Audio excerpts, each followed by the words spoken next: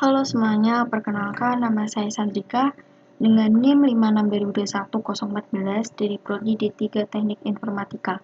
Di sini saya akan menjelaskan beberapa macam hardware untuk memenuhi tugas pengenalan teknologi informasi dengan dosen pengampu Bapak Budi Kristianto.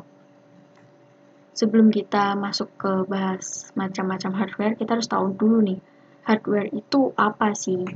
Hardware atau yang biasa kita sebut dengan perangkat keras adalah sebuah komponen komputer yang dapat kita lihat secara fisik dan dapat kita sentuh, yang berguna untuk melakukan proses input, proses output, dan juga proses pengolahan data. Yang pertama, kita akan bahas motherboard. Motherboard atau sebuah papan sirkuit ini memiliki fungsi untuk menghubungkan semua perangkat komputer lainnya seperti prosesor, RAM, hard disk, dan lain sebagainya. Maka, tak kerap juga, motherboard itu disebut sebagai tempat lalu lintas data.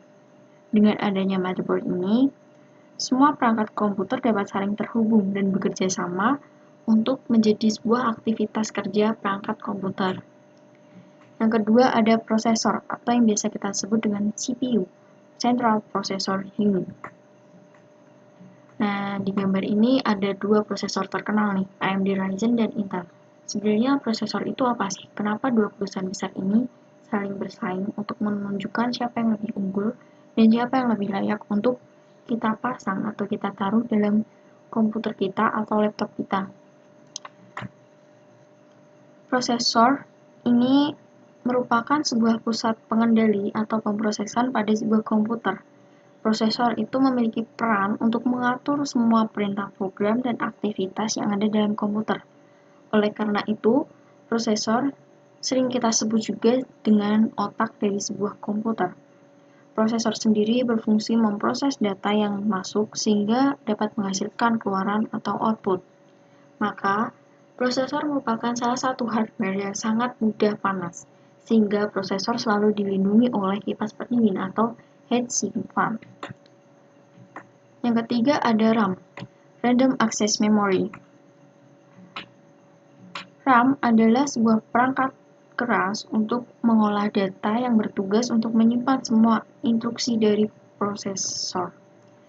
Penyimpanan ini bersifat sementara karena ketika daya dimatikan, semua data yang disimpan oleh RAM akan hilang.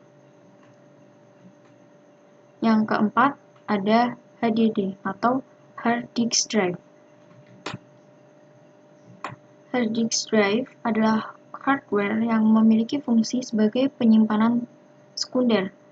Hard disk akan menyimpan data seperti dokumen, musik, gambar, dan video secara permanen, yang artinya ketika daya dimatikan, data yang berada dalam hard disk tidak akan hilang.